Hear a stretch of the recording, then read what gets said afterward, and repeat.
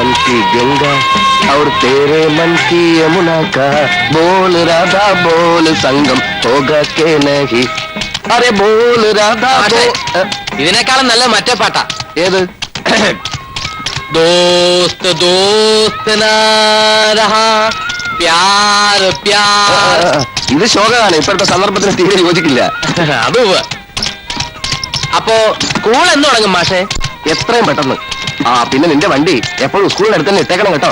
എനിക്ക് ജംഗ്ഷനിൽ പോവാനും പിന്നെ സ്കൂളിന്റെ ഓട്ടം തന്നെ ഒരുപാട് ഉണ്ടാവും അല്ലേ? അപ്പോ ഇപ്പൊ നമ്മൾ എവിടേക്കാ മാഷേ? നടനായാലും ഇഷ്ടമുള്ള സ്ഥലത്തേക്ക് പോട്ടെ. ഈ പ്രകൃതി ഭംഗിയൊക്കെ ഞാൻ ഇന്നാണ് ആസ്വദിക്കുന്നത്. വന്നപ്പോഴുള്ള തീ ഇപ്പോഴാണല്ലോ നനഞ്ഞത്. നിർത്ത്. വൈദ്യരെ, പ്രഭാകരൻ കേസ് പൊട്ടുമെന്ന് ഉറപ്പായി. സ്കൂൾ നമുക്ക് തന്നെ. ഞങ്ങളെ പ്രകൃതി ഭംഗി ആസ്വദിക്കാൻ പോവുക. വരുന്നോ? അപ്പൊ വിധി നമുക്ക് അനുകൂലമായിരിക്കും അല്ലേ? സംശയമുണ്ടോ? മുകുന്ദം വക്കീൽ അവന്റെ ആഫീസ് പൂട്ടിച്ചു. ദൈവം ഉണ്ടല്ലോ മോളിൽ. മാഷേ, ഇതാരാണെന്ന് അറിയാവോ? ഇല്ല. നമ്മൾ രണ്ടാളും ഒരു തോണിയിൽ യാത്ര ചെയ്യുന്നവരാ. ഉള്ള പണി കളഞ്ഞു കുളിച്ച അധഭാഗ്യൻ. ഓഹോ.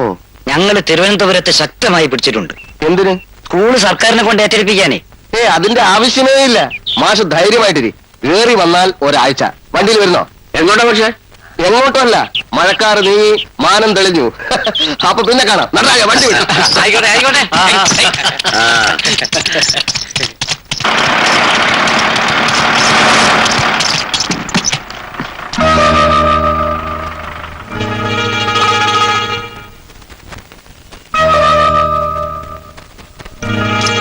ഞാൻ നിങ്ങളുടെ താമസ സ്ഥലത്ത് പോയിരുന്നു.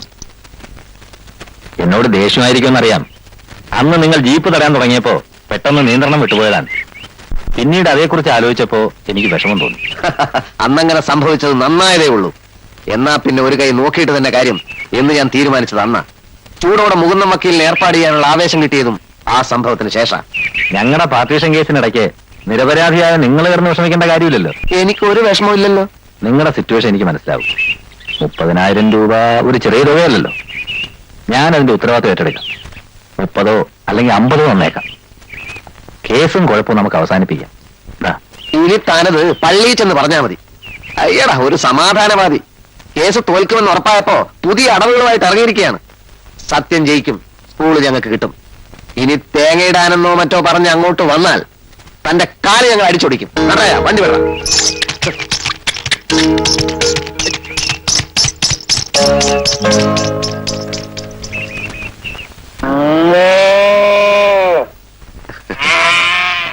പശുക്കൾക്കല്ലേ, കൊടുത്തോളൂ.